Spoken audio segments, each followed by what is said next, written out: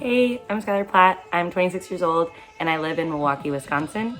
I'm a community outreach educator at a science museum and I'm a 3-time NBA dancer for the Milwaukee Bucks. Now, why should I be on Survivor? I should be on Survivor because I'm determined and tenacious. I am often underestimated and I take risks. So first, I'm determined and tenacious. I always find a way to reach my goals, Survivor being one of them.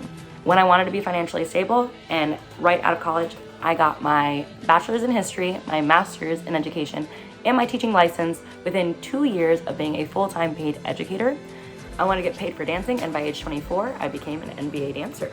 So when I set my mind to something, I follow through. Now, secondly, I'm often underestimated. Just by looking at me, I give off a very nice girl, friendly, demeanor, but actually I am pretty cutthroat. And what's really great is that people still think I'm in college or I give off this young, fun vibe. And I use this to my advantage often when I want to see how people react. So I'll act very young and nice and naive because I want to come up as not a threat. And people tend to be more open and more vulnerable with me. So I use that to my advantage. And lastly, I take risks. I took a risk when at 20 years old, I lived in Ireland for 4 months. I took a risk when I came to Wisconsin at 21. Didn't have any family out here and started a whole new career path. And I also took a risk this summer by traveling solo across Europe.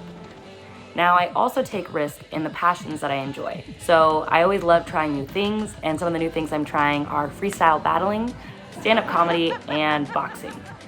I'm learning not to fear failure, but to fear the regret of not trying new things that scare me. Now, how would I play the game? Being an educator and an NBA dancer has taught me skills that I believe would help me get far in the game. Being an educator has taught me so much about understanding people. No one learns or listens to a teacher they don't like. That's why in this game, I will work on building one-on-one relationships as to become likable, but not an outward threat in the game.